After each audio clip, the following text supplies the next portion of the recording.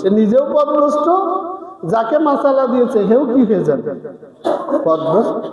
পথভ্রষ্ট হয়ে যাবে। সুতরাং সম্মানিত ভাইরা আমার আপনার সন্তান স্যার সামনে আছে, একটু স্যারকে আসার সুযোগ দিয়ে এদিক তাকান, একটু সুযোগ দেন। সুতরাং এই সমাজকে অন্ধকার থেকে আলোর পথে যদি আনতে যাই, আমাদের সন্তানদেরকে আলেম বানাতে হবে, যোগ্য আলেম বানাতে হবে।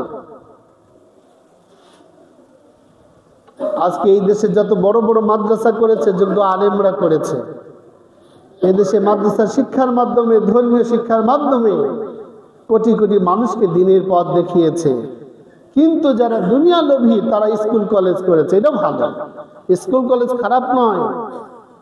কিন্তু দুঃখের বিষয় হলো স্কুলে বাংলা টিচার দামি, ইংরেজি টিচার দামি, গণিতের টিচার দামি, বিজ্ঞানের সাবজেক্টগুলোর টিচার দামি, কিন্তু এতগুলো সাবজেক্ট তারা তো ওখানে আপনি যুক্ত করতে পেরেছে, কিন্তু কোরআন হাদিস বাধ্যতামূলক যুক্তও করে না, একটা টিচারও রাখে না।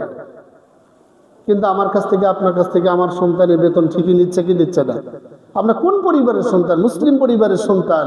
কিন্তু আমার সন্তানকে দিন শেখানোর জন্য সে কোনো ব্যবস্থাই করে নাই। একমাত্র ব্যবস্থা করেছে আমার আপনার সন্তানকে জান্নাতে নেওয়ার জন্য একমাত্র আলেমরা, এছাড়া আর কেউ করে।